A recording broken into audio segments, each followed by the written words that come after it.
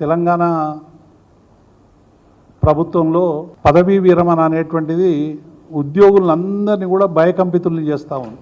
ఏ ఉద్యోగి కూడా రిటైర్ అవుతున్నాడంటే మానసిక ధైర్యం కోల్పోయి నా డబ్బులు వస్తాయా రావా, నాకు పేమెంట్ అవుతుందా లేదా, నా కుటుంబ సమస్యలు ఎట్లా పరిష్కరించుకోవాలి, నా ఆర్థిక సమస్యలు ఎట్లా తీర్చుకోవాలనేటువంటిది ఒక రకమైనటువంటి భయాందోళన కార్యక్రమానికి ఇవాళ ప్రభుత్వం శ్రీకారం చుట్టిందనేటువంటి విషయాన్ని నేను ఈ సందర్భంగా మీ ద్వారా ప్రభుత్వానికి తెలియజేస్తా ఉన్నాను. ఎందుకంటే మార్చి 24 నుంచి రాష్ట్రంలో 61 సంవత్సరాలు నిండినటువంటి ఉద్యోగులకందరికీ కూడా పదవీ విరమణ ప్రారంభమైంది. జనవరి 25 వరకు దాదాపుగా 8,764 మంది రిటైర్ అయినారు. రిటైర్ అయినటువంటి వాళ్ళకి ఎవ్వరికి కూడా దాదాపుగా ఒక రిటైర్ అయినటువంటి ఉద్యోగి 30 ఏళ్ళు 35 ఏళ్ళు సర్వీస్ చేసి రిటైర్ అయిన తర్వాత వారికి రావాల్సినటువంటి దాని మీద ప్లానింగ్ చేసుకుంటారు. జీపీఎఫ్లో డబ్బులు దాచుకుంటారు. ఇందులో 2 జీపీఎఫ్, గ్రూప్ ఇన్సూరెన్సు, అలాగే జిఎల్ఐ 2 కూడా ఈ మూడిట్లో ఉద్యోగి జీతం నుండే కట్ అవుతుంది. ఉద్యోగి తను దాచుకున్న డబ్బులు కూడా తనకు దొరకకుండా, ఎందుకంటే గ్రాట్యుటీ కానీ కమిటేషన్ ఆఫ్ లీవ్ కానీ అవి పెన్షనరీ బెనిఫిట్స్, అవేమో ప్రభుత్వం నుంచి వచ్చాయి.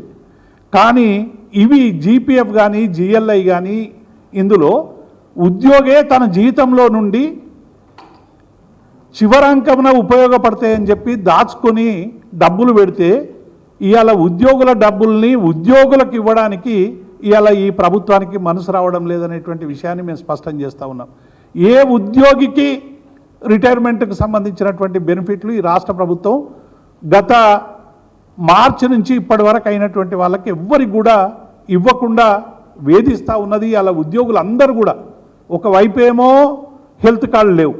నిన్న మొన్న మీరు చూసిరు ఠాగూర్ హరినారాయణ సింగ్ అని పోలీస్ అధికారి 30 సంవత్సరాలు సర్వీస్ చేసిన తర్వాత రిటైర్ అయిన సందర్భంలో 2 కిడ్నీలు ఖరాబ్ అయితే ఆ కిడ్నీలకు డబ్బులు కడదామంటే కూడా డబ్బులు లేనటువంటి స్థితి. ఒక హరినారాయణ సింగ్ సంబంధించినటువంటి అంశమే కాదు, ఒక ఏఎస్ఐ, మీరు మహబూబ్ నగర్ సంబంధించినటువంటి ఒక ఏఎస్ఐ తను వీడియో తీసి ఇక నాకు డబ్బులు చెల్లించకుంటే నేను ఆత్మహత్య చేసుకుంటా అని వీడియోలు పెడితే అది పెద్ద వైరల్ అయ్యి ప్రభుత్వం మీద ఒత్తిడి తెస్తే చివరికి ఆ ఒక్క ఆయనకు పేమెంట్ చేసినటువంటి సందర్భాన్ని చూసాం. ఎక్కడ కూడా ఏ పెన్షనర్ కూడా ఇవాళ నిద్ర లేని రాత్రులు గడుపుతూ ఉన్నాడు. సెక్రటరియట్కి పోయి రామకృష్ణారావును కలుస్తూ ఉన్నారు, కొంతమంది ఆర్థిక శాఖ మంత్రిని కలుస్తూ ఉన్నారు, కొంతమంది సంఘాలకు పోయి మొరబెట్టుకుంటూ ఉన్నారు. ఎక్కడ మొరబెట్టుకున్నా కూడా ఏ ఒక్కరికి కూడా సరైనటువంటి ఫలితాలు రాక ఇవాళ 8,764 మంది ఉద్యోగులు వాళ్ళ కుటుంబాలన్నీ కూడా రోదనతో ఆవేదనతో ఇవాళ ఈ ప్రభుత్వాన్ని శాపనార్థాలు పెడతా ఉన్నాయి. ఎందుకంటే ఎప్పుడూ ఇటువంటి పరిస్థితి లేదు. రిటైర్మెంట్ కాగానే వెంటనే డబ్బులు వచ్చేటువంటి సందర్భం నుంచి ఇవాళ రిటైర్ అయినాక తమ డబ్బులు తాము తీసుకోవడానికి కూడా ఈ ప్రభుత్వాన్ని మొరబెట్టుకోవాల్సినటువంటి ఒక దుస్థితి దాపురించడం అనేటువంటిది ఇది చాలా తీవ్రమైనటువంటి అన్యాయంగా భావిస్తూ ఉన్నాం. చాలామంది ఉద్యోగులు ఇక ఏం చేస్తారు, చివరికి అందరి దగ్గరికి పోతూ ఉన్నారు. చివరికి హైకోర్టు కూడా దాదాపు 200 నుంచి 230 మంది ఉద్యోగులు హైకోర్టును కూడా ఆశ్రయించారు. హైకోర్టును ఆశ్రయించి మా పెన్షన్ డబ్బులు మాకు ఇవ్వండి అని హైకోర్టుకు పోతే హైకోర్టు కూడా కొన్నిట్లలో దాదాపు 100-120 ఆర్డర్లు కూడా వచ్చినట్టున్నాయి. వాళ్ళందరికీ కూడా పేమెంట్ చేయండి 4 వారాల్లో అని హైకోర్టు కూడా ఆదేశించింది. హైకోర్టు ఆదేశాన్ని కూడా ఇవాళ అమలు చేయకుండా మళ్ళీ ఏం చేయాలి, ప్రభుత్వ ఉద్యోగి మళ్ళీ కాంటెంప్ట్కు మళ్ళీ పోవాలి, మళ్ళీ డబ్బుల ఖర్చు. అంటే రిటైర్ అయినటువంటి ఉద్యోగిని సుఖంగా ఇంట్లో ఉంచేటువంటి పరిస్థితి నుంచి ఇవాళ పూర్తిగా కోట్ల చుట్టూ లేకుంటే సెక్రటరియట్ చుట్టూ లేకుంటే ఈ కుబేర్లో టోకెన్ నెంబర్ తీసుకొని ఇలా సచివాలయం చుట్టూ తిరిగేటువంటి ఒక దుర్గతి పట్టడం అనేటువంటిది ఇది చాలా బాధాకరం. కేసీఆర్ గారు చాలా సందర్భాల్లో ఒక రిటైర్ అయినటువంటి ఉద్యోగికి పెన్షన్ బెనిఫిట్లు ఇచ్చి ఇంటి వరకు పంపించాలి, అదే రోజు పెన్షన్ కాగితాలు ఇవ్వాలని అనేక సందర్భాల్లో చెప్పి ఇంప్లిమెంట్ చేసినటువంటి సందర్భాన్ని చూసాం. అనేక సందర్భాల్లో రిటైర్ అయినటువంటి ఉద్యోగి మేమే ఉద్యోగ సంఘాల నాయకులుగా అనేక సమావేశాల్లో పోయి ఆ పిఎఫ్కు సంబంధించి లేకుంటే గ్రూప్ ఇన్సూరెన్స్కు సంబంధించినటువంటి చెక్కులు తయారు చేయించి కనీసం ఆ రిటైర్మెంట్ రోజున ఆ కుటుంబ సభ్యులందరి ముందు చెక్కులు ఇచ్చేటువంటి ఒక ఆనవాయితీ ఉండే. ఇవాళ ఏ ఉద్యోగికి కూడా అటువంటి ఇచ్చేటువంటి ఒక పరిస్థితి లేనటువంటి సందర్భం కనబడతా ఉంది. ఇది రాజ్యాంగం కల్పించిన హక్కు. ఇదేదో వీళ్ళు ప్రభుత్వాలు ఏదో భిక్షంలాగా భావిస్తూ ఉన్నాయి ఉద్యోగికి ఇచ్చేటువంటి పెన్షన్ హక్కులు. కాన్స్టిట్యూషన్లో 14, 16, 21 ఆర్టికల్స్ చాలా స్పష్టంగా చెప్తా ఉన్నాయి. ఇటీవలనే ఒక సుప్రీంకోర్టు జడ్జి కూడా దీని మీద వ్యాఖ్యానించినటువంటి సందర్భాన్ని నేను ఈ సందర్భంగా గుర్తు చేస్తూ ఉన్నాను. సుప్రీంకోర్టు జడ్జి కూడా చివరికి అనాల్సి వచ్చింది, మా ఉద్యోగులకు రావాల్సినటువంటి ఏవి రావడం లేదనేటువంటి ఒక భావన మరి చేసినటువంటి పరిస్థితి కనబడతా ఉంది. రిటైర్ ఉద్యోగులకు సంబంధించినటువంటి ఇవన్నీ కూడా ఇందులో దాదాపుగా ఇంతకుముందే నేను ఈ సమావేశం పెట్టే ముందే జిల్లాలతో కొందరితో మాట్లాడితే దాదాపుగా 400 నుంచి 500 మంది ఉద్యోగులు చనిపోయారు. కొంతమంది సర్వీస్లో ఉండగా చనిపోయారు, తర్వాత చనిపోయినారు.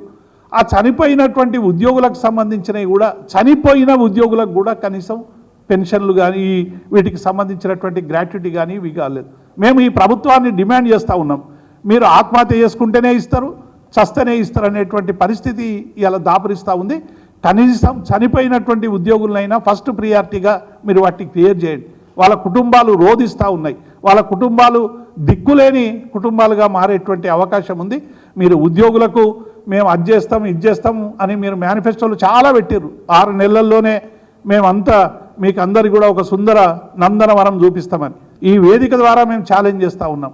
ఒక ట్రెజరీ ఉద్యోగులకు పే అండ్ అకౌంట్స్లో నెల రెగ్యులర్గా దొరికేటువంటి ఉద్యోగులకు మాత్రమే 1వ తారీఖున వేతనాలు వస్తున్నాయి. మిగతా లక్షలాది కాంట్రాక్టు అవుట్సోర్సింగ్ ఉద్యోగులకు ఎవ్వరికి కూడా 1వ తారీఖు వేతనాలు రావడం లేదు. మేము ప్రభుత్వాన్ని డిమాండ్ చేస్తూ ఉన్నాం, వెంటనే పెన్షనర్లకు సంబంధించినటువంటి సమస్యల్ని పరిష్కరించండి, వెంటనే పెన్షనర్లకు సంబంధించినటువంటి ఈ సమస్యను పరిష్కరించండి. ఎందుకంటే రైతుల ఆత్మహత్యలాగా పెన్షనర్ల ఆత్మహత్యలు కూడా కొనసాగేటువంటి అవకాశం ఉంది. ఎందుకంటే టైంకు డబ్బులు లేకపోయేవరకల్లా ఒక్క కిడ్నీ ఫెయిల్యూర్ అయినా, లేకుంటే ఒక క్యాన్సర్ పేషెంట్ అయినా, లేకుంటే ఇంకొకటి ఏదైనా జరిగినా మొత్తం జీవితం అంతా కూడా కూలబడిపోయేటువంటి ప్రమాదం ఉంది. ఇలా మాకు వచ్చే డబ్బులు మాకు ఇవ్వడానికి మీకు ఏం పోయింది అని మేము ఇలా ప్రభుత్వాన్ని ప్రశ్నిస్తూ ఉన్నాం.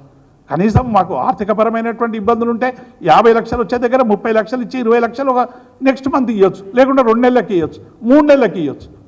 కానీ మా డబ్బులు దాచుకున్న డబ్బులు మాకే ఇవ్వకుండా దాని మీద ఫ్రీజ్ పెట్టి మీరు ఇవ్వాల్సినటువంటి డబ్బులు ఇవ్వకుండా ఇలా వేధించడం అనేటువంటిది ఇది రాజ్యాంగ వ్యతిరేకం. డెఫినెట్గా దీని మీద అన్ని వర్గాలు కూడా ఆలోచిస్తూ ఉన్నాయి.